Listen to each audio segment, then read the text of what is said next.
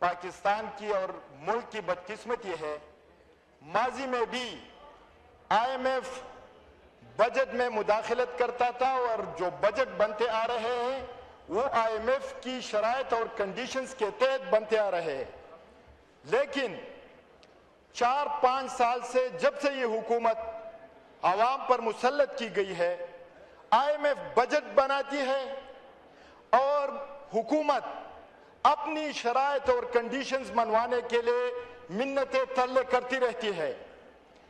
ایک ملک جو اسلام کے نام پر بنا ہے، مملکت خدا داد پاکستان، بڑی شرم کی بات ہے کہ بجٹ کا 40% حصہ تقریباً 8,000 ارب روپے سود کی ادائیگی میں چلا جاتا ہے، اور اللہ کا فرمان ہے کہ جو سود کرتے ہیں وہ اللہ اور رسول کے ساتھ جنگ کے لیے تیار ہو جائے۔ تو جناب چیئرمین صاحب، کس طرح ممکن ہے کہ یہ ملک اپنے پاؤں پر کھڑا ہو جائے گا؟ اس سودی نظام کے تحت جو ہم مسلسل قرضے لیتے آ رہے ہیں، کون ذمہ دار ہے جناب چیئرمین صاحب؟ کس نے اس ملک کو، پاکستان کے عوام کو قرضوں کے اس دلدل میں دھکیلا ہوا ہے جناب چیئرمین صاحب؟ جناب چیئرمین صاحب، عمران خان صاحب اور اس کی حکومت کے خلاف جھوٹا بیانیہ گڑا کیا گیا کہ عمران خان اور تحریک انصاف کی حکومت میں مہنگائی ہے، عمران خان کی حکومت میں معیشت کمزور ہو رہی ہے، عمران خان کی حکومت میں ملک ڈیفالٹ کرنے جا رہا ہے۔ تو میں کچھ فیکٹس اینڈ فگرز اس ایوان میں اور پاکستان کے عوام کے سامنے رکھنا چاہتا ہوں، اور پھر وہ فیصلہ کرے کہ عمران خان کی حکومت میں ملک ڈیفالٹ ہو رہا تھا یا آج جعلی فارم 47 کی حکومت میں ملک ڈیفالٹ کے دہانے پر پہنچا ہے۔ جناب چیئرمین صاحب، موجودہ حکومت جو یہ بہانہ کر رہی ہے کہ انٹرنیشنل حالات کی وجہ سے معیشت پر برا اثر پڑا، جو ایران امریکہ اسرائیل جنگ کے پیچھے چھپنے کی ناکام کوشش کر رہی ہے، اس وقت جناب چیئرمین صاحب، جب عمران خان کی حکومت تھی، کرونا کی وبا کی وجہ سے ورلڈ وائڈ اکنامک ریسیشن تھا، پورٹس بند تھے، پورے دنیا لاک ڈاؤن تھی، لیکن اس کے باوجود جو اکنامک انڈیکیٹرز ہیں، G D P growth rate Imran Khan کی حکومت میں 6.1%، جو اس حکومت میں کم ہو کے 3.4 پر آ گئی ہے، اور یہ نوید سنا رہے ہیں کہ ہم اس کو 4% پر لے آئیں گے۔ جناب چیئرمین صاحب، میں پوچھنا چاہتا ہوں کہ جو 6.1% G D P growth rate تھی، اس وقت ملک ڈیفالٹ ہو رہا تھا، اب 3.4% پر آ گئی ہے تو ملک ترقی کر رہا ہے۔ ایگریکلچر گروتھ ہمارے دور میں 4.4%، موجودہ حکومت میں 2.8%۔ انڈسٹریل گروتھ 7.2%، جو کم ہو کے 3.5% پر آ گیا ہے۔ L S am large scale manufacturing growth جو ہمارے دور میں 10% سے اوپر تھی، وہ کم ہو کر 6% پر آ گئی ہے۔ ایکسپورٹ جو ہماری دور میں کرونا وبا کے باوجود $40 بلین پر پہنچ گئی تھی، اور اس میں 25% اضافہ ہو گیا تھا، موجودہ حکومت میں یہ کم ہو کر $22 بلین پر آ گئی ہے۔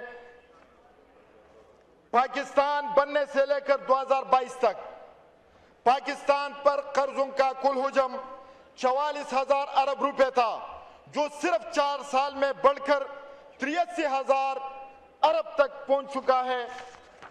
اس طرح جناب اسپیکر، پیٹرول کا ریٹ، بجلی کا ریٹ، قرضوں کا بوجھ، یہ سب آپ پاکستان کے عوام موازنہ کرے کہ ملک کو کس نے ڈیفالٹ کے دہانے پر پہنچایا تھا۔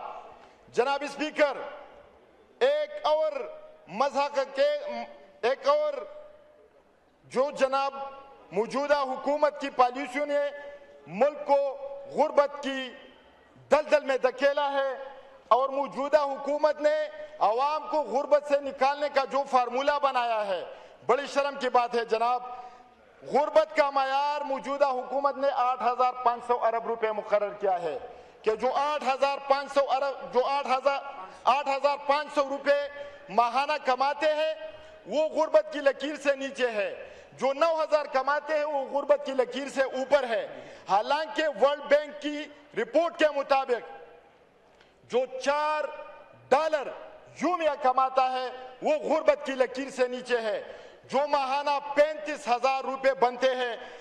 لہٰذا موجودہ حکومت نے اس معیار کو کم کر کے پاکستان کی 4 کروڑ عوام کو غربت کی لکیر سے اوپر کر دیا ہے۔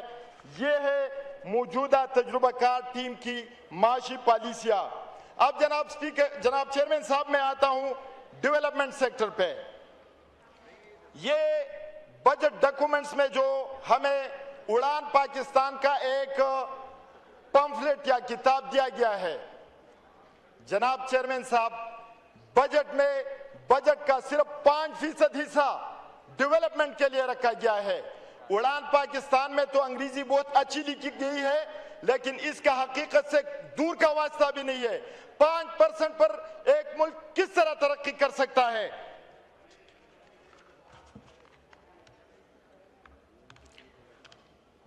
ان حالات میں جناب چیئرمین صاحب پاکستان خاک اڑان بھرے گا۔ اور ایک میں گزارش کرنا چاہتا ہوں موجودہ حکومت سے، ہم درخواست کرتے ہیں کہ اپنی یہ اڑان توڑا نیچا کر لے، کیونکہ اڑان بڑھتے بڑھتے پاکستان کو خلا سے بھی اوپر لے کر گئے ہیں، جہاں نہ آج بجلی ہے، نہ جہاں نیٹ ورک ہے، پیٹرول مہنگا، ملک میں افراتفری، قانون کا کوئی نام و نشان نہیں ہے، دہشت گردی بڑھ رہی ہے، کشمیر، صوبہ خیبر پختونخوا اور بلوچستان جل رہا ہے، لیکن ہماری حکومت کو اس کی کوئی پرواہ نہیں ہے۔ لہٰذا ہم درخواست کرتے ہیں کہ اپنی یہ اڑان توڑا نیچا کر لے تاکہ پاکستان کے عوام آزادی سے سانس تو لے سکے۔ جناب چیئرمین صاحب وائنڈ اپ کریے گا پلیز۔ جناب چیئرمین صاحب بجٹ میں خیبر پختونخوا کے لیے، ملاکنڈ ڈویژن کے لیے اور ہمارے اضلاع کے لیے کچھ بھی نہیں رکھا گیا ہے۔ کوئی میگا پروجیکٹ ہمارے علاقوں کا شامل نہیں ہے پی ایس ڈی پی میں، اور یہ 5واں بجٹ ہے۔ یہ ایک تسلسل ہے کہ 5 سال سے مسلسل ہمارے علاقوں کو نظر انداز کیا جا رہا ہے۔ پرسوں تو جناب شہباز شریف صاحب ادھر فرما رہے تھے کہ یہ ایک روٹی ہے، ہم سب بائی بائی ہے، ہم اکٹھے کھائیں گے۔ تو میں شہباز شریف صاحب سے پوچھنا چاہتا ہوں کہ اس روٹی میں ہمارے لوگوں کا کیا حصہ ہے؟ ہمارے لوگوں کے لیے آپ نے بجٹ میں کیا رکھا گیا ہے؟ یہ بڑی بدقسمتی ہے جناب چیئرمین صاحب۔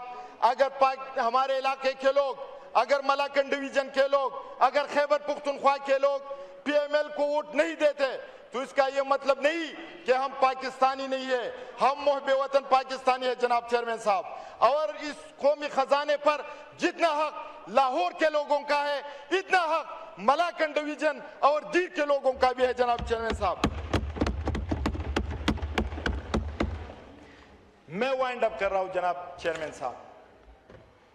موجودہ حکومت لاکھ دعوے کرے کہ ملک ترقی کر رہا ہے، اکنامک سٹیبلٹی آ رہی ہے، یہ حقیقت ہے کہ ملک اس وقت معاشی بحران کا شکار ہے، ملک اس وقت پولیٹیکل انسٹیبلٹی کا شکار ہے، معیشت نیچے آ رہی ہے، بے روزگاری بڑھ رہی ہے، مہنگائی بڑھ رہی ہے۔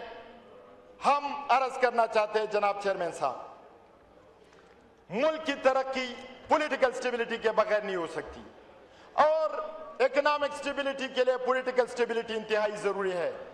آئے مل کر، آئے تمام سٹیک ہولڈرز مل کر اس ملک کو اس معاشی دلدل سے نکالے، اس سیاسی دلدل سے نکالے، اور وہ اس وقت ممکن ہے جب قوم کے لیڈر، جب عوام کے لیڈر، جب پاکستان کے حقیقی لیڈر عمران خان صاحب کی رہائی ممکن ہو۔ جی تھینک یو صاحب، بہت شکریہ، آپ کا ٹائم پورا ہو گیا، چلیں بات مکمل کریں، بات مکمل کریں۔ سر ایک منٹ، یہ تب ممکن ہے کہ تمام اسیران کو رہائی ملے، یہ تب ممکن ہے کہ تمام پاکستانیوں کو ان کے حقوق जो सियासी और आईनी हुकूक है वो मिले, ये नहीं होगा जनाब चेयरमैन साहब। अगर ये ना हुआ तो बदकिस्मती से अल्लाह ना करे पाकिस्तान 75 साल से जो नाजुक मोड़ से गुजर रहा है, अल्लाह ना करे पाकिस्तान उसी तरह उस नाजुक मोड़ पर रुका रहेगा।